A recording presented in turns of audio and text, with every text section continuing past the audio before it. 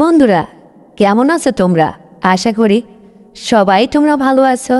আর আমিও তোমাদের আশীর্বাদে খুবই ভালো আছি। তো বন্ধুরা, আজকে আমি তোমাদের সাথে যে গল্পটা শেয়ার করতে চলেছি, গল্পটা কিন্তু দারুণ মজার হতে চলেছে। তাই তোমরা এই গল্পটা পুরোপুরি শুনবে, তাহলে অনেক মজা পাবে আর অনেক বিনোদন পাবে। তো চলো দেরি না করে শুরু করা যাক। আর হ্যাঁ বন্ধুরা, তোমাকে আগেই বলছি, তুমি যদি এই চ্যানেলের নতুন দর্শক হয়ে থাকো, তাহলে নতুন নতুন বিনোদনমূলক প্রতিনিয়ত ভিডিও পেতে চ্যানেলটিকে এক্ষুনি সাবস্ক্রাইব করে দাও, ভিডিওতে একটা লাইক দাও আর শেয়ার করে তোমার চেনা জানা মানুষের কাছে এই ভিডিওটি দেখা বা শোনার সুযোগ করে দাও। তো চলো দেরি না করে শুরু করা যাক। অনেক ছোটোবেলায় আমি আমার মাকে হারিয়েছি। মা মারা যাওয়ার পরে বাবা একটা বিবাহ করে। সৎ মায়ের ঘরে আমি ছোট থেকে লেখাপড়া খুব কষ্টে শিখে যুবতী হয়েছিলাম। তারপরে সৎ মায়ের ঘরেও তার আরও 2টা সন্তান হয়েছিল, কিন্তু তাদের সন্তানকে যেভাবে সৎ মা নিজের করে দেখে, আমার বেলায় ছিল একটু ভিন্নতা। আমাকে নিজের করে কখনো আমার সৎ মা দেখেনি। সংসারের সমস্ত যাবতীয় কাজকর্ম আমাকে দিয়ে সারিয়ে নিত, কারণ আমি তো তার পেটের মেয়ে না। আর এই পৃথিবীতে সব সৎমাই একরকম হয় না, তবে আমার বেলায় আমার সৎমা একটু ভিন্ন হয়েছিল। আমাকে খুবই লেখাপড়া কাজে বাধা বিঘ্ন দিছিল। আমার প্রয়োজনের সময় বাবা দিতে চাইলেও আমার সৎমা আমাকে খুব চিপে ধরে দিত। মন ভরে কখনো হাত খরচের টাকা, লেখাপড়ার খরচ এটা পূরণ করতো না। বেশ অনেক কিছু ফেল করে আমি বড় হয়েছি। তারপরে যখন আমি যুবতী হলাম, তাছাড়া দেখতে শুনতে আমি খুব যে একটা মন্দ ছিলাম তা না। তোমরা তো আমাকে স্ক্রিনে দেখতেই পারছো, কারণ আমার মা সেই যুবতী বয়সে খুবই সুন্দরী ছিল এবং একটা শিক্ষিত মেয়ে ছিল। তার পেটের মেয়ে আমি। যা হোক, সেসব কথা। তারপরে যখন আমার বিয়ে আসতে লাগলো, আমি তখন কলেজে পড়াশোনা করি। মনে হলো যেন আমার সৎ মা যে কোনো জায়গায় আমাকে যেমন তেমন করে গুছিয়ে দিতে পারলেই বেঁচে যায়। কিন্তু আমার বাবা তা চেত না। আমার বাবা ছিল সহজ সরল, অতটা বুঝতো না। বাবার কাছে কখনো আমি নালিশ করতাম না, কারণ বাবার মন খারাপ হয়ে যাবে। এদিকে আমার মা হারা আমি একটা, আমার উপরে বাবার যথেষ্ট মায়া আছে। বাবা কখনো আমাকে সে দ্বিতীয় কাজ করার পরে অন্যভাবে দেখেনি, আমাকে খুব আদর করতো, ভালোবাসত। তারপরে সৎ মা একটু অন্য টাইপের ছিল, তো বাবার কাছ থেকে তার আয় রোজগারের টাকা সম্পূর্ণ হাতে ছিনিয়ে নিয়ে সে নিজে সংসার পরিচালনা করত। এই সমাজের অনেক পুরুষই আছে বউয়ের কাছে জিম্মে, ইনকামের টাকায় সে নিজে খরচ না করে বউকে দিয়ে খরচ করায়। অমনটা ছিল আমার সৎ মা, বাবার কাছ থেকে সব লুটে নিয়ে নিত। যা হোক, তারপরে ভালো ভালো ঘরে আমার বিয়ে আসতে লাগলো, কিন্তু আমার বাবা রাজি হলো। আমার সৎ মা কখনো চাইতো না যে একটা ভালো পরিবেশে একটা ভালো ঘরে আমার বিয়ে হোক, কারণ তার ঘরেও আরও 2টা মেয়ে জন্মেছিল। সে চাইতো যেন তার 2টা মেয়ের চেয়ে আমার একটু খারাপ পরিবেশে বিয়ে হয়, কারণ তার মেয়ের স্বামীদের চেয়ে আমার স্বামী এত উপরে থাকবে কেন। এটা ছিল তার মনের ইচ্ছা। এটা বুঝতে পারতাম, কারণ অনেক ভালো ভালো বিয়ে আসার পরেও, সম্বন্ধ আসার পরেও আমার সৎ মা ওগুলাকে মিস করে দিত, বলতো ঘরে দেব না মেয়ে। অথচ একটা নর্মাল ফ্যামিলিতে বিয়ে আসলে আমাকে বলতো যে তুই রাজি হয়ে যা। কিন্তু সে আসলে আমার সাথে যায় না, কারণ আমি কলেজে লেখাপড়া করে একটা মেয়ে, তাছাড়া বেশ দর্শনদারি ছিলাম বটে। কিন্তু সৎ মা যেভাবে বলে তার সাথে তো আর আমার যায় না। যাক, এভাবে চলতে চলতে কলেজ লাইফেই আমি নিজেই একটা সম্পর্ক করি একটা ছেলের সাথে। যা হোক, মোটামুটি সম্পর্ক তৈরি করার পরে বাবার কাছে একদিন সাপ বলে দিলাম যে বাবা, অমুক ছেলেটাকে আমি ভালোবাসি। ও আমাদের কলেজেরই, আমরা একই ব্যাচের। যদিও আমরা একই ব্যাচের, ও আমার চেয়ে একটু সিনিয়র আছে, চলবে। তাছাড়া ছেলেটা বেশ সৎ। তখন বাবা বলল, তাহলে তুই এখন যুবতী হয়ে গেছিস মা, দেখ যদি ছেলেটা ভালো হয় তাহলে ওখানে দেয়া যায়। তবে তার ফ্যামিলি রাজি হবে তো? আমি বাবাকে বলেছিলাম, সেটা আমি দেখব, আগে বলো তুমি যদি কোনো আপত্তি না করো। তখন বাবা আমাকে সম্মতি দিয়েছিল আর বলেছিল, ঠিক আছে, তোর যেটা ভালো হয় সেটা কর, তবে এমন কিছু করিস না আমাদের মানহানি হয়। আমি বলেছিলাম, না বাবা, এমন কোনো কাজ আমি করব না। তারপরে আমার ভালোবাসার মানুষটাকে আমি বলেছিলাম, শোনো, তোমার পরিবারে কে কে আছে? সে বলেছিল, দেখো, আমার একটা বড় ভাই আছে, একদম পাকা পেঁপে হয়ে গেছে, কিন্তু বাবা মা বিয়ে তাকে দিতে চাইলেও সে কোনোদিনও বিয়ে করতে রাজি হয় না। সে উচ্চশিক্ষায় শিক্ষিত একটা ছেলে, কিন্তু লেখাপড়া শেষ করে এই শহরে তার বিশাল বড় একটা বিজনেস আছে। সে ব্যবসা প্রপার্টি অনেক টাকা পয়সা আয় রোজগার করে, কিন্তু বিয়ে করতে কখনোই রাজি হয় না। আর ওর কারণেই বাবা মা আমার কথা তো মুখেই নিয়ে আসে না। কিন্তু এবার দেখি আমি বাবা মাকে বুঝিয়ে সুঝিয়ে যদি বিয়েতে রাজি করাইতে পারি, আমার জন্য বড় ভাই পড়ে থাক, আমি তোমাকে নিয়ে যাব। আমার ভালোবাসার মানুষটির এই কথায় আমি একটু আশ্বস্ত হলাম। তারপরে আমি যা হোক কয়েকটা দিন এভাবে অতিবাহিত করতে লাগলাম, বড় চিন্তায় জর্জরিত। আর ছোটো মাইটিকে আমার জন্য একদম নর্মাল ঘরে বিয়ের পাত্রের সন্ধান নিয়ে আসে একের পর এক। আমি সবগুলোকে অ্যাভয়েড করে চলি। তারপরে এইভাবে চলতে চলতে যখন আমার ভালোবাসার মানুষটি হঠাৎ কয়েকদিন আমাকে ফোন করলো, বলল, শোনো, আমাদের বাড়িতে একটু আসো তুমি। আমার মায়ের সঙ্গে আমার কথা হয়েছে, মা তোমাকে দেখতে চাই। আমি হঠাৎ করে একদিন একটু সাজুগুজু করে সেদিন কলেজে না গিয়ে ওর সাথে ওর ফ্যামিলিতে গেলাম। ওর মায়ের সাথে যাই হোক সালাম দিয়ে কথাবার্তা বলে ওর মা আমাকে ভীষণ পছন্দ করলো, বুকে টেনে নিল, বললো, এরকম একটা লক্ষ্মী মেয়ে হলে তো ভালোই হয়। তারপরে যা হোক ওখান থেকে চলে আসলাম। কয়েকটা দিন বাদে ওর বাবা আমাদের ফ্যামিলিতে আমার বাবার কাছে আমার বিয়ের প্রস্তাব নিয়ে আসলো। তারপরে আমার বাবা তো এক চান্সে রাজি হয়ে গেল, কিন্তু আমার সৎ মা একটু মোড়ামুড়ি কাটছিল। সে চায় না যে আমি একটা ভালো ঘরে যাই, কারণ আমার শ্বশুরবাড়ির অবস্থা ভীষণ ভালো ছিল আর শিক্ষিত ফ্যামিলি। আমার শ্বশুর অবশ্যই সরকারি জব করত, রিটায়ার্ড অবস্থায় সে বসে আছে। বড় ছেলের অভাগা ইনকামের টাকা আর তার পেনশনের টাকায় তাদের পরিবারটা সুন্দরভাবেই চলে যায়। আমি সবই খোঁজ খবর নিয়েছিলাম। তারপরে যা হোক আনুষ্ঠানিকভাবেই কোনো রকম করে আমার বিয়েটা হয়ে যায়।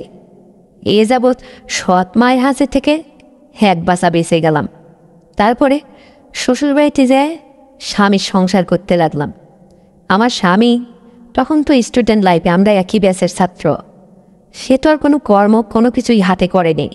যা হোক বড় ভাসুরের টাকাই পুরো ফ্যামিলিটা চলে। বিয়ের বয়স যখন 3 মাস অতিবাহিত হয়ে গেল, তখন আমি আমার বড় ভাসুরের সাথে একটু ফ্রেন্ডলি ওয়েতে, মানে তার সাথে একটা সম্পর্ক তৈরি করলাম। ভালো বড় ভাই করে ডেকে তার কাছে একটা বোনের দাবি করে ভালো একটা পরিবেশ তৈরি করে ফেললাম। বললাম যে, দেখেন ভাই, আপনি আমার স্বামীর বড় ভাই, মানে আমার বড় ভাসুর, কিন্তু আপনি আমার বড় ভাই, আপনার ছোটো ভাইয়ের জন্য কিছু একটা করেন। নিজে তো বিয়ে করলেনই না, কিন্তু ছোটো ভাই তো এখন বিয়ে করছে, ও তো অকর্মা, ওর লেখাপড়ার জীবনে ও বেকার। তখন আমার ভাসুর বলব, দেখো বউ, সবে মাত্র আমাদের ফ্যামিলিতে আসছো, এত মাথা ব্যথা ওকে নিয়ে করার দরকার নেই, আমি আসি তো। তাছাড়া আমার তো আর বউ পরিবার কেউই নেই, তোমাদের নেই আমার সংসার, এ জীবনে আমার বিয়ে শাদী করা হবে না। আমি বললাম, কেন ভাই, আমি কি আপনাকে একটা প্রশ্ন করতে পারি?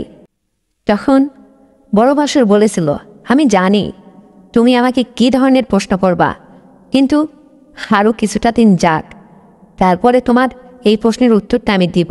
আমি বুঝে ফেলেছি তুমি আমাকে কি প্রশ্ন করবা। তখন আমি হেসে দিয়ে যা হোক তার মুখের উপরে আর কোনো কথা বাড়ালাম না।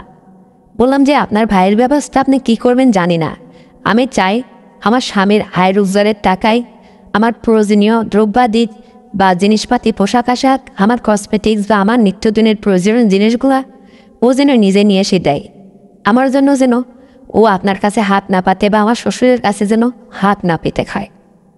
তখন বড় ভাসুর বলল, দেখো বউ, ও বেকার, তুমি তো দেখে শুনে ভালোবেসে সম্পর্ক তৈরি করে ওকে বিয়ে করছো, তবে কিছুটা দিন একটু সময় দাও, ওর ব্যবস্থা আমি করে ফেলবো।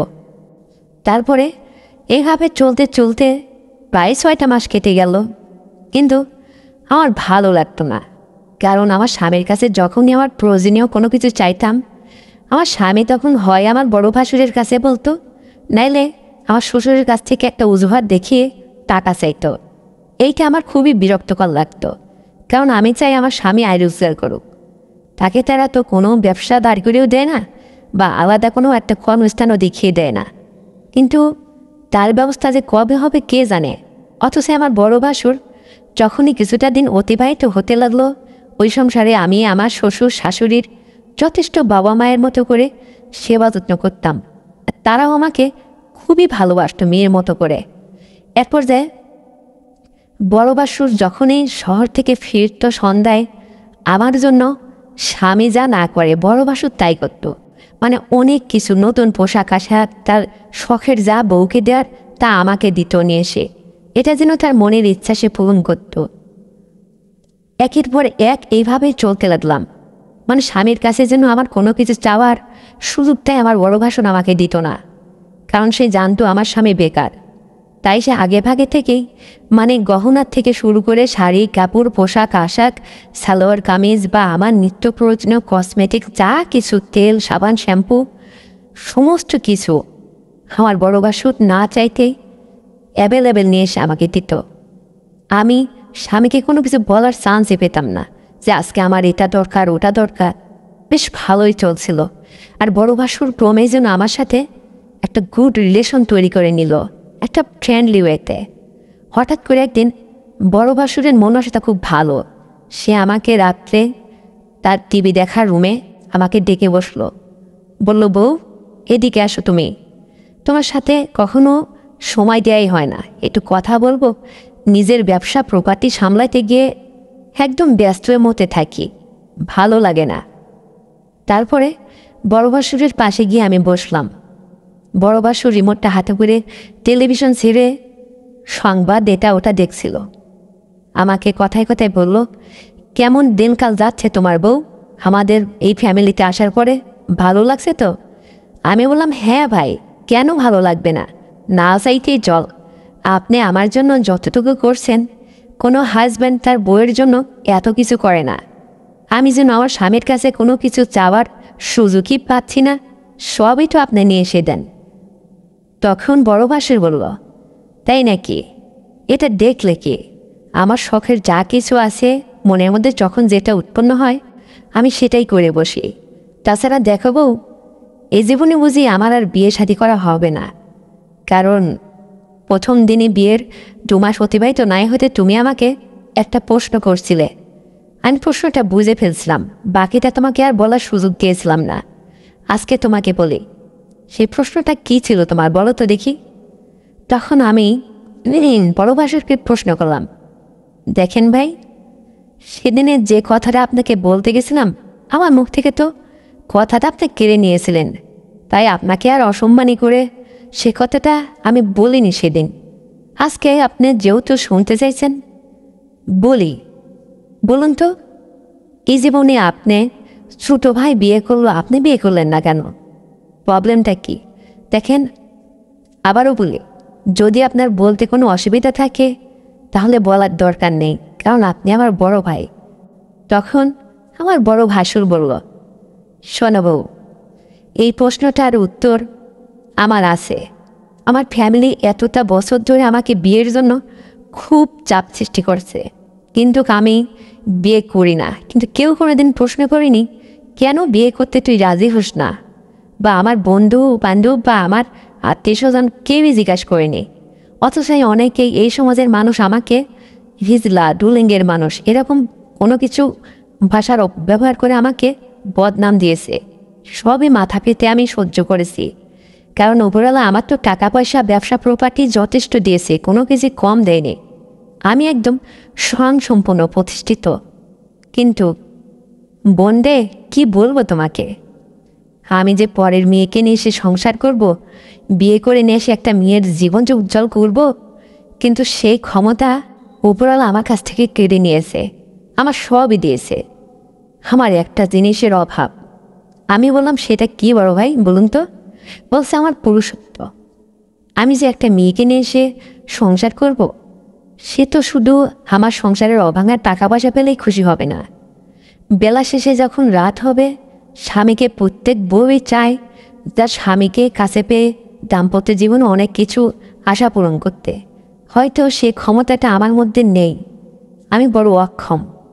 তখন ভাসুরের কথা শুনে আমি আশ্চর্য হয়ে গেলাম। আমার চোখ দুটো একদম বড় বড় হয়ে গেল, মাথাটা নিচু করে ভীষণ কষ্ট হচ্ছিল, লজ্জাও পাচ্ছিলাম। ভাসুর এ কি বলে? এই জামানায় এমন ছেলে আছে যে এইরকম কষ্ট নিয়ে বেঁচে থাকে? একটা চিকিৎসা করতে হয়, কত রকম চিকিৎসা আছে। তখন আমি আমার ভাসুরকে বললাম, আপনি একটা বোকা ছেলে, আপনি চাইলেই তো এটা সারিয়ে ফেলতে পারেন। আজকাল এই ডিজিটাল জামানায় সব রোগেরই ওষুধ উপরওয়ালা দিয়ে দিছে। তখন বড় ভাসুর বলল, তুমি ট্রাই করে দেখতে পারো বোন, আমার জন্য কেউ কখনো চেষ্টা করেনি। তবে যদি কখনো আমাকে তুমি সারাইতে পারো, যত টাকা লাগে আমি দেব। তুমি শুধু আমার জন্য গোপনে কাউকে বলবো না, একটু চিকিৎসার ব্যবস্থা করো। যদি সারাইতে পারো তাহলে ঠিক তোমার মতোই দেখতে একটা রমণী তুমি আমাকে নিয়ে এসে দাও। আমার জীবনে বিশাল শখ আছে, একটা মেয়ের সাথে আমি সংসার করব। তুমি বলো তো গো, কোন পুরুষের মনে এরকম স্বাদ জাগে না যে সে একটা ওই সাথে বিয়ে করে বউকে নিয়ে সংসার করবে না? বলো। আমার বড় শখ আছে, কিন্তু আমার মনের মধ্যে অনেক কষ্ট নিয়ে আমি বাস করি। এত টাকা পয়সা দিয়ে কি হবে যদি আমি কোনো মেয়ের সাথেই এই জীবনে সংসার করতে না পারি? তাহলে কি করব বলো? কিন্তু এই কথা কাউকে কোনো দিন আমি শেয়ার করিনি। মনের মধ্যে অনেক যন্ত্রণা আর কষ্ট নিয়ে বাস করি, ভালো লাগে না। রাত্রে যখন বাসায় ফিরি, আমার ব্যবসা প্রপার্টি সামলিয়ে, তখন ঘুমানোর আগে আমার কাছে এই কষ্টটা বারবার নাড়া দেয়, মনের মধ্যে একদম অস্বস্তিকর লাগে। ভাসুরের কথাটা আমি বুঝতে পারলাম, তার মনের অবস্থাটা। তারপরে এক যায় দু যায়, ভাসুরকে কথায় কথায় বললাম, আপনার ভাইয়ের কি কোনো ব্যবস্থা হলো? ওকে একটা নিজের জন্য কোনো কর্মস্থান তৈরি করে দেন। তখন আমার বড় ভাসুর বলল, শোনো বউ, ছোটোবেলা থেকে ও কোনোদিন কষ্ট করে এপটো ভাত খায়নি। ও লেখাপড়া জীবন, এখন ওর ওই অভ্যাসটা রয়েই গেল। আমি জানি আমি যতটা কষ্ট বা এই যে লোকজন চালিয়ে আমার ব্যবসা প্রপার্টি সামলিয়ে এই যে ব্যস্ততার মধ্যে আমার সময় যায়, ও হয়তো সেটা পারবে না। আমি বলি কি, ওর কাছের একটা খুব ক্লোজ ফ্রেন্ড আছে, সে আমেরিকায় থাকে। ও যদি চায় আমি ওকে যাওয়ার ব্যবস্থা করে দিতে পারি। ওখানে গেলে হয়তো বন্ধুর সাথে থাকলে কোনো কর্ম করতে ওরা লজ্জা করবে না, কিন্তু দেশে যদি ওকে কোনো কিছু করতে দিই হয়তো লজ্জা পাবে। কারণ ছাত্র জীবন থেকে কর্মের মধ্যে প্রবেশ করা খুব কষ্টদায়ক। আর যদি পড়ার কোয়ালিফিকেশনটা আরও বাড়তে থাকতো, ভালোভাবে ও লেখাপড়া করে আরও আগায় যেত, হয়তো চাকরি বাকরির জন্য চেষ্টা করতাম। সেটা অনেক সময়ের ব্যাপার, কিন্তু অলরেডি সে বিবাহ করে ফেলছে, এখন কি আর তার হাতে সময় আছে? আমি বলে কি, দেখো রাজি হয় কিনা। ভাসুরের কথায় আমি কোনো জবাব দিলাম না। সন্ধ্যায় স্বামীকে বললাম, হ্যাঁ গো, তোমার বড় ভাই তোমাকে তোমার ওই বন্ধু কে বলে আমেরিকায় থাকে, তার কাছে যাওয়ার জন্য যত টাকা লাগে দেবে, তুমি যাবে নাকি? তখন আমার হাজব্যান্ড বলল, একটা বছর দেখতে দেখতে তো প্রায় কেটেই গেল তোমার সাথে। দাম্পত্য জীবনে বিয়ের যে কি স্বাদ সেটা তো বুঝেই গেলাম। এখন যদি তোমার জীবন থেকে আমি 2-4-5 বছর ফাঁকে সরে থাকি, তাহলে কি তুমি থাকতে পারবে আমাকে ছেড়ে? তখন আমি বললাম, হ্যাঁ গো, তুমি প্রতিষ্ঠিত হবে তোমার ভবিষ্যতের জন্য, এতটুকু ত্যাগ আমি করতেই পারি। যদি তোমার বড় ভাই তোমাকে পাঠায় তুমি যাবে? তখন আমার স্বামী বলল, হ্যাঁ তুমি বড় ভাইকে বলে দাও, আমি আমার বন্ধুর সাথে কথা বলে ঠিক করে যদি সে যাওয়ার জন্য যত টাকা লাগে দেয় আমি যাব। তারপর ঠিক 3 মাসের মধ্যে যেন আমার বড় ভাসুর ওকে ওর বন্ধুর কাছে পাঠিয়ে দিল। ওখানে যায় বেশ যাই হোক একটা কিছু করতে লাগলো। মোটামুটি মাস শেষে ভালো একটা অ্যামাউন্ট এদেশে তার অ্যাকাউন্টে পাঠাইতে লাগলো। বড় ভাসুর বলল, ছোট ভাইয়ের অ্যাকাউন্টের টাকা একটি টাকাও যেন এই সংসারে নষ্ট না করে, ওর টাকা ওর ভবিষ্যতের জন্য জমানো থাক, আর আমি তো আছি। ও 5টা বছর বিদেশ করে আসার পরে ওকে আর যেতে দেব না। তখন ওকে দেশে কিছু একটা দাঁড় করিয়ে দেব। যা হোক, আমার স্বামী প্রবাসে চলে গেল। তখন আমি একলা বাড়িতে শ্বশুর শাশুড়ি আর বড় ভাসুরের খেদমত করতে লাগলাম। আর বড় ভাসুরের সাথে যেন ক্রমেই দিন যায়, আমি যেন খুব ফ্রেন্ডলি ওয়েতে চলাফেরা করতে লাগলাম। তার মন মানসিকতা এতটাই ভালো ছিল এবং সে এতটাই সৎ ছিল, এটা আমি আসলে তাকে না দেখলে বুঝতামই না যে একটা ছেলে কখনো এতটা ফ্রেশ মনের মানুষ হয়। আমি অবাক, খুবই ভালো মানুষ। তার সাথে এভাবে দিনের পর দিন চলতে চলতে এক পর্যায়ে অনেক গভীরে পৌঁছে গেলাম। তারপরে আমাকে বলল, শোনো বউ, তোমাকে আমার ভীষণ ভালো লাগে। আমি যদি কখনো ওপরাল্লাহ আমার স্বাস্থ্যটাকে ভালো করে বা আমার যে রোগ আছে সেটা থেকে মুক্ত করে, তাহলে দেখতে যেন তোমার মতোই হয়, মানে ওই রকমই কপি একটা চেহারা মেয়েকে আমি বিয়ে করব। তখন আমি হেসে দিয়ে বললাম, এ কেমন কথা বলছেন ভাই? আমার মধ্যে এমন কি আছে যে আপনার এত ভালো লাগে? তখন বড় ভাসের বলল, তুমি বুঝবে না বউ, তোমার মতো এইরকম একটা রমণে পাওয়া ভাগ্যের ব্যাপার। তাছাড়া তোমার সমস্ত কার্যক্রম, চলাফেরা, সততা আমাকে ভীষণ মুগ্ধ করেছে। এরকম বিয়ে একটা ছেলের জীবনে আসা ভাগ্যের ব্যাপার। আমি খুব খুশি হয়েছি তোমাকে। তাছাড়া তোমার পায়ের থেকে মাথা অবধি বেশ সুন্দর, আমাকে মুগ্ধ করেছে। এরকমই আমার জীবনে আসলে তো আমার জীবনে আর কিছুই লাগে না, সব চাওয়া পাওয়া যেন মিটে যায়। বড় ভাসুর যেন আমাকে ক্রমেই এইরকম করে উৎসাহিত করে আমার প্রশংসা করতো সামনের পারেই। আমি খুব খুশি হতাম, লজ্জাও করতো বটে। তবে বড় ভাসুরকে হঠাৎ করে একদিনকে বললাম, শোনেন, যত কথাই বলেন আপনার চিকিৎসা করতে হবে। তো বললো যে শুরু করে দাও, কবে কোথায় যেতে হবে তুমি বললেই আমি যাব। আমি বললাম ঠিক আছে। কয়েকটা দিন বাদে আমি এমবিবিএস ডাক্তারের সাথে যাই এই বিষয় নিয়ে পরামর্শ করলাম। ডাক্তার বলল, রুগীটা এখনও বোকা আছে, যেই হোক এই রুগীটা, তাকে আমার সামনে নিয়ে আসেন, এর চিকিৎসা করলে ভালো হয়ে যাবে। খুব বেশি হলে 3 মাস সময় লাগবে। আমাদের চেষ্টা আর উপরওয়ালার দেয়া সব মেনে আশা করি ভালো হয়ে যাবে। এরকম রুগী আমরা বেশ কয়েকটি ভালো করেছি, তবে দেখা যাক তাকে একটু নিয়ে আসেন। যাই হোক, ডাক্তারবাবু যখন আমাকে আশ্বস্ত করলো ভালো করে দেওয়ার, আমি খুব আনন্দ সহিতে বাড়িতে আসলাম। পাশরকে রাত্রে বললাম যে, বড় ভাই, আগামীকাল আপনার কোথাও যাওয়া নেই, আমার সাথে আপনি বের হবেন। বলো আচ্ছা ঠিক আছে। তারপরে পরের দিন বেশ রান্না বান্না করে পুরো ফ্যামিলিকে ম্যানেজ করে আমি বড় ভাসুরের সাথে আবারও সেই ডাক্তারখানায় গেলাম। তারপরে ডাক্তারের সামনে বসে ডাক্তারের সাথে সে ব্যক্তিগতভাবে কারালিকে সমস্ত কথা শেয়ার করল। ডাক্তারবাবু একটা প্রেসক্রিপশন লিখে দিল, বলল এই ওষুধগুলা আর আমি কিছু মালিশ দেব, এইটা প্রতিনিয়ত মালিশ করবেন, ঠিক এইভাবে নিয়ম বলে দিল। 3 মাসের মধ্যে আপনি পরিপূর্ণ সুস্থ হয়ে যাবেন এবং আপনার অক্ষমতাকে ক্ষমতায় ফিরিয়ে আনবে আশা করি। তখন সব কিছু লিখে ওষুধ পানি ডাক্তারের ভিজিট দিয়ে আমরা ওষুধ পানি কিনে নিয়ে এবং ডাক্তারবাবু যা যা বলল সব কিছু শুনে, নিয়মকানুন শুনে আমি চলে আসলাম। বড় ভাসুরকে নিয়মিত ওষুধগুলো আমি মনে করে করে খাইয়ে দিতাম।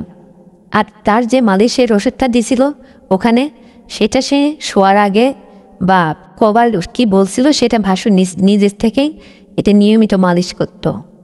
আস্তে আস্তে আস্তে আস্তে যেন হঠাৎ করে একদিন 1 মাস অতিবাহিত হওয়ার পরে আমাকে বলল, কি খবর বউ, আমার জন্য একটা মেয়ে দেখো, আমি তো রেডি। মনে হয় আমার সব কিছু সুস্থতা ফিরে আসছে শরীরের মধ্যে, এখন আমি বুঝতে পারি। আমি হেসে দিয়ে বললাম, তাই নাকি, সত্যি বলছেন? বলে হ্যাঁ, আর একটাবার ডাক্তারের কাছে যাওয়া দরকার। তারপরে 1 মাস পরে আবারও ডাক্তারের কাছে নিয়ে গেলাম। ডাক্তারবাবু বলল, এই তো অনেকটা সব স্বাভাবিক আছেন আপনি। আরও আমি তো 3টা মাস সময় নিয়েছি, মাত্র 1টা মাস গেল। আরও ওষুধ পানি কিছু সে পরিবর্তন করে আবারও দিল। সেগুলো সেবন করতে করতে এক পর্যায়ে আমার ভাসুর যেন পরিপূর্ণ সুস্থ হয়ে উঠল। তারপরে হঠাৎ করে এভাবে চলতে চলতে বড় ভাসুর কেবলমাত্র আমাকে সাহস জুগিল, বলল যে তুমি ফ্যামিলিতে আলাপ করো আমার বিয়ের জন্য, আমি বিয়ে করতে রাজি আছি। কারণ এই সমাজের এক শ্রেণীর মানুষ আছে আমাকে নিয়ে কত কটু কথা সমালোচনা করে, তাদের কথা আমি কান ঠসা করে শুনেও না শোনার ভান করে চুপ করে সহ্য করে থাকি। কারণ আমি তো এতদিন অসুস্থ ছিলাম, আমার সেই ক্ষমতা ছিল না একটি মেয়েকে দাম্পত্য জীবনে সুখী করার মতো। আজকে যেহেতু আমি এখন সুস্থতায় ফিরে আসছি ওপরওয়ালার দানে, এখন হয়তো বিয়ের কাজে নাবা যেতেই পারে। তখনও আমি আমার শ্বশুর বা শাশুড়িকে বড় বাসুরের জন্য পাত্রী দেখার কথা বলিনি। কয়েকটা দিন যেতেই বিদেশ থেকে একটা ফোন আসলো। তার বন্ধু আমাদের ফ্যামিলিতে ফোন করলো। ফোনটা সর্বপ্রথম আমার কাছেই আসে।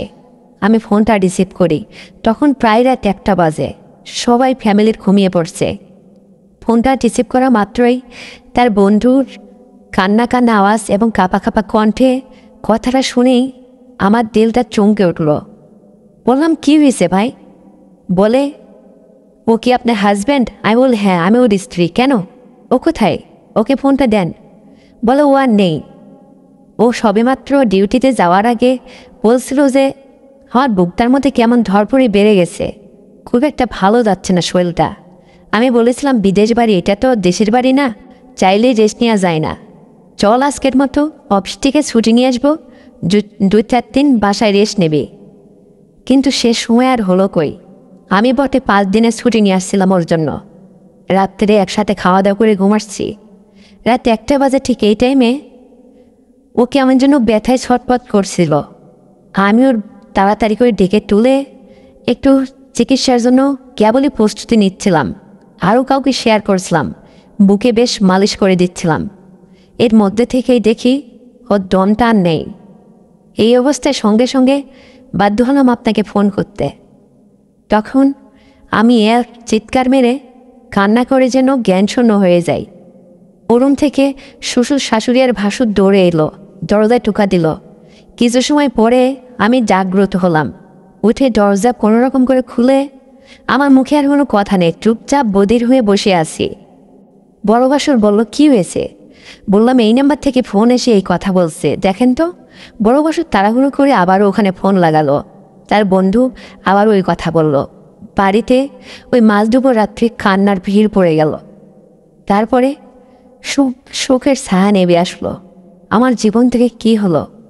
এমনিতেই আমার বাবা মা গরিব, মাকে হারিয়েছি ছোটবেলায়, সৎ মায়ের সংসারে বড় হয়েছি। এই যুবতী বয়সে কেবল সংসারটা আমার শুরু।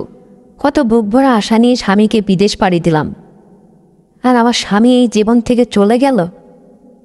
কি হবে এখন আমার এই জীবনে? এটা ভেবে যেন আমার আসমান জমিন এক হয়ে যেতে লাগলো। তারপরে বড় ভাসুর আমাকে বুকে টেনে নিয়ে জড়িয়ে জড়িয়ে কান্নাকাটি করতে করতে বলল, বউ তুমি চিন্তা করো না, একদম তোমার ব্যবস্থা আমি করব, একদম চিন্তা করবে না, আমি আছি তো। এই কথা তখন আমার মনের মধ্যে একটু উৎসাহ জাগালো। আসলেই তো, সেটা একটা অবিবাহিত আর খুব ভালো একটা মনের মানুষ। সে যদি আমাকে তার করে ধরে রাখতে পারে, এটা মনের কাছে একটা হিসাব করলাম, করে হয়তো একটু অসুস্থ হলাম। তাছাড়া যে আমার জীবনে আর কিছু ছিল না। যা হোক, তারপরে সকাল হলো। পাড়া প্রতিবেশীরা সব আমাদের শ্বশুরবাড়িতে এসে পুরো ফ্যামিলির লোকজনকে বুঝিয়ে সান্ত্বনা দিয়ে একটু ঠান্ডা পরিবেশ করলো। কয়েকটা দিন পরে স্বামীর বডি দেশে আসলো, সমাধি হলো। এভাবেই 3-4টা মাস অতিবাহিত হয়ে গেল। মনটা ভীষণ খারাপ ছিল। আমার বাবাও আসছিল এখানে। বাবা আমাকে বলল, চল মা, এখন তো তোর স্বামী বেঁচে নেই, কয়েকটা দিন বাড়িতে থেকে তারপরে সিদ্ধান্ত নিয়ে যা হয় করা যাবে। আমি বললাম, না বাবা, বাড়িতে গেলে এখান থেকে আমি একবারে ফয়সালা করে যাব। বড় ভাসুর খুব ভালো মানুষ, তার অনুমতি ছাড়া এই বাড়ি থেকে আমি এক পাও বেরোতে পারবো না। আমার বাবা বলল, তাই নাকি? তোমার শ্বশুর বেঁচে থাকতে তোমার বড় ভাসুরকে কেন? আমি বললাম, শ্বশুর বেঁচে থাকতেও এখন এই ফ্যামিলির গার্জেন আমার বড় ভাসুর, তার সাথে তুমি গিয়ে একটু পরামর্শ করতে পারো। যা হোক, আমাকে ওই বাড়ি থেকে আমার বাবা বাড়িতে নিয়ে আসার জন্য বড় ভাসুরের সাথে আলাপ করলো। আমার বড় ভাসুর বলেছিল, দেখেন মুরব্বী, আপনার মেয়ে তো অবশ্যই আপনার বাড়িতে যাবে, কিন্তু সবে কয়েকটা মাস পেরিয়ে গেল, আমার ছোট ভাইটা মারা গেল। এখন ওর জন্য কি করব না করব আমাদের ফ্যামিলি থেকে একটা ডিসিশন নিব, তারপরে আপনার বাড়িতেও যাবে। ভয় নেই, চিন্তা করবেন না আপনার মেয়েকে নিয়ে, আমরা আসি তো, ওকে কখনো ফেলব না। তখন আমার বাবা যেন একটু আশ্বস্ত হলো। বাবা বাড়িতে চলে আসলো। বাবার সাথে আর আমার ফেরা হলো না। কয়েকটা দিন যেতেই তারপরে আমার শ্বশুর, আমার বড় ভাসুর আর আমাকে নিয়ে একটু কথা আলাপ আলোচনা করতে বসলো। বলো যে বউয়ের কী করবি? বড় ভাসুরকে আমার শ্বশুর জিজ্ঞাসা করলো। আমার বড় ভাসুর তখন বলল, দেখো বাবা, ছোটো ভাই যেহেতু অকালে ঝরেই গেল, এই মেয়েটা খুব ভালো, খুব লক্ষ্মী একটা মেয়ে, খুব সংসারী মেয়ে, তাছাড়া খুব সৎ। আমার সেবা যত্ন, তোমার বা মায়ের সেবা যত্ন যে হারে করে, কখনো দেখিনি কোনো কাজকে অবহেলা করে ফেলে রেখতে। এই সংসারের যেন পুরো চাবিকাঠি ওই মেয়েটা। তাই ওই মেয়েটাকে এই বাড়ি থেকে বিদায় না করে যদি আমি একটা অবিবাহিত ছেলে ওকে আমার বউ করে রাখতাম, তোমাদের কি কোনো আপত্তি আছে বাবা? তখন আমার শ্বশুর বলল, এসব কি বলছিস তুই? এতটা দিন তোকে বিয়ের জন্য এত কথা এত জিজ্ঞাসা করছি, কোনোদিন তুই রাজি হলি না, তাই বাধ্য হয়ে আমি তোর ছোটো ভাইকে আগে বিয়ে দিলাম। কিন্তু আজকে তুই এই মেয়েকে বিয়ে করবি? নাকি এই প্রতীক্ষায় ছিলে? নাকি উপরওয়ালা তোকে এই জন্যই বিয়ে করাতে রাজি করে নি রে? এত ভালো কথা। এরকম মেয়েকে এই সংসারে ধরে রাখতে পারলে তো আমাদের যেন বড্ড ভালো হয়। সত্যি তুই বলছিস বিয়ে করবি ওকে তো? তখন আমার বড় ভাসুর বলল, হ্যাঁ বাবা, ওর সমস্ত কিছু আমাকে মুগ্ধ করেছে। ছোটো ভাই যেহেতু নেই, সেহেতু ওকে আর এই বাড়ি থেকে আর যেতে দেব না। আমি ওকে বিয়ে করব। তাছাড়া কয়েকটা মাস পেরিয়ে গেছে, ওর মনের মধ্যে একটা শোক দুঃখ, যা হোক মনটাও খুব খারাপ। ওকে একটু স্বস্তি করতে হলে ওর পাশে দাঁড়াতে হবে। তখন আমার শ্বশুর বলল, তাহলে দেরি করছিস কেন? আগামীকাল শুক্রবার দিনটা খুব ভালো দিন, তুই দেখ একটু বাড়িতে ঘরোয়া আয়োজন করে কিছু লোকজন ডেকে এই মেয়েটার সাথে তোকে কর্মা পরিয়ে দেবো, বিয়ে করিয়ে দেব। সত্যি আমার সাথে তুই মজা করেছিস না তো? আমার বড় ভাসুর বলল, না বাবা, আমি মজা করব কেন? আমি কি কোনোদিন এ বিষয় নিয়ে তোমাদের সাথে কথা বলেছি? তাছাড়া আমার মধ্যে যা কিছু ছিল না, এই বউ বাড়িতে আসার পরে আমাকে সবেমাত্র সারিয়ে তুলেছে। এখন আমি স্বয়ংসম্পূর্ণ একটা ছেলে মানুষ।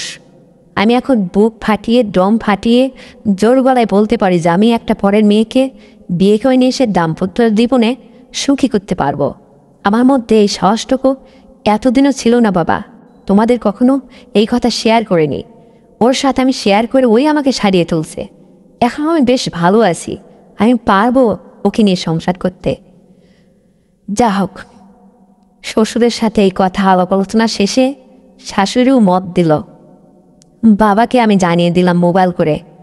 বাবা বলল, তাহলে তো ভালো হয় রে, কারণ ওই সংসার থেকে তোকে যদি আমি নিয়ে আসি, হয়তো একটা বিবাহিত ছেলের সাথেই তো তোকে বিয়ে দিতে হতো, কারণ এক ঘর ফেরত মেয়ে তুই। হয়তো এমন একটা ছেলের সাথে তোকে বিয়ে দিতাম, সেই ছেলের হয়তো আগে একটা বউ চলে গেছে, মারা গেছে, অথবা ওই সংসারে পূর্বের কোনো 2-3টা বাচ্চা কাচ্চা আছে, অথবা ছেলেটা ভালো হবে কি মন্দ হবে, এটা কপালের উপর নির্ভর করতো রে, ভাগ্যের উপরে নির্ভর করতো। কিন্তু চেনা জানা দেখা পরীক্ষিত তোর ভাসুর নাকি খুব ভালো, তুই যার প্রশংসা করলি, সে যদি তোকে তার জীবনের সাথে মানিয়ে নেয়, তাহলে তো সেটাই সবচেয়ে ভালো হয়। আমি বলি কি, আমার কোনো অমত নেই, তুই রাজি হয়ে ওখানে বিয়ে কর, তবে আমাকে তো থাকতে হবে। আমি বললাম, হ্যাঁ বাবা, আগামী কালকেই তোমাকে আমার শ্বশুর ফোন করে ডাকলে তুমি চলে এসো।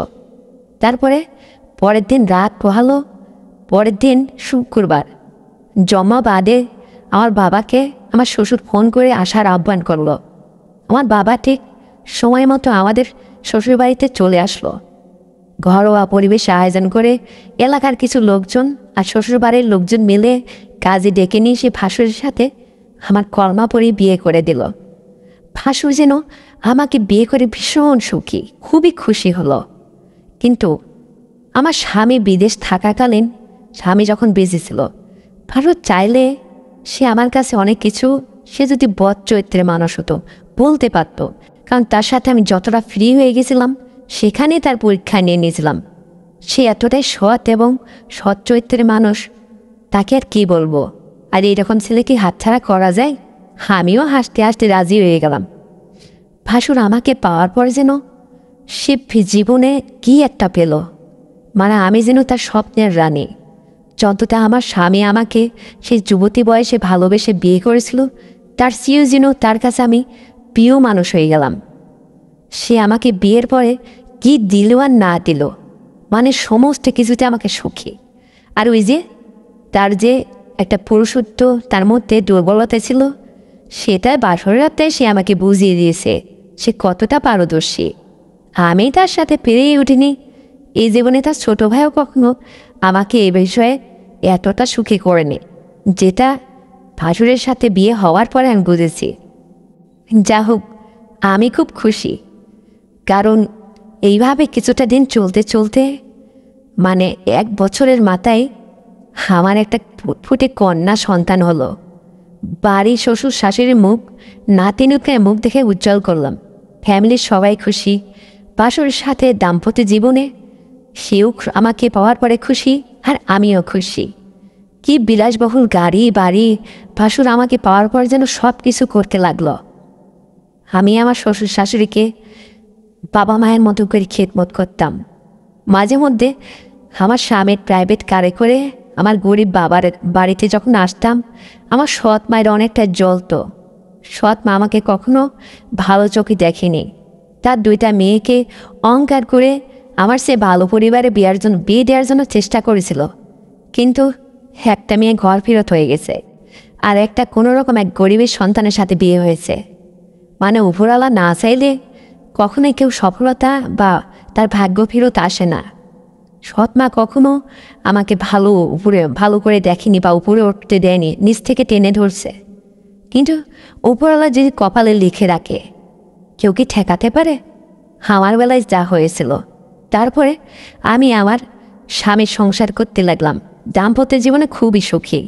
তো বন্ধুরা, আমার জীবনে ছোটোবেলায় মাকে হারিয়ে সৎ মায়ের সংসারে যে কষ্ট করে এই জীবনে সময় পার করেছি এবং লেখাপড়া শিখে নিজের জীবনের সাথে এক প্রকার যুদ্ধ করে বড় হয়েছিলাম। যা হোক, আজকে হয়তো আমি স্বামীহারা হওয়ার পরেও ভাগ্যক্রমে আমার বড় ভাসুর, তাকে বিয়ে করার পরে আজকে যতটা আমি সুখী, আমার জীবনে আর কোনো চাওয়া পাওয়া নেই। দাম্পত্য জীবনের সংসার করতে গিয়ে আমি একদম পরিপূর্ণ সুখী মানুষ একটা। তো এই গল্পটা শুনে তোমাদের কেমন লাগলো? যদি ভালো লেগে থাকে তাহলে আর দেরি নয়, এক্ষুনি চ্যানেলটিকে সাবস্ক্রাইব করে দাও, ভিডিওতে একটা লাইক দাও, আর শেয়ার করে তোমার কাছে মানুষকে এই ভিডিওটা দেখার সুযোগ করে দাও। আর হ্যাঁ বন্ধুরা, আগামীকাল আরও নতুন গল্প নিয়ে তোমাদের মাঝে আবারও ফিরছি। ততক্ষণে সবাই তোমরা নিজের খেয়াল রাখবে, তোমার পরিবারের খেয়াল রাখবে, আর সবসময় এই ভিডিও শেয়ার করে অন্যকে দেখার সুযোগ করে দেবে। তো আজ এ পর্যন্ত বন্ধুরা, বিদায় নিচ্ছি। Bye bye.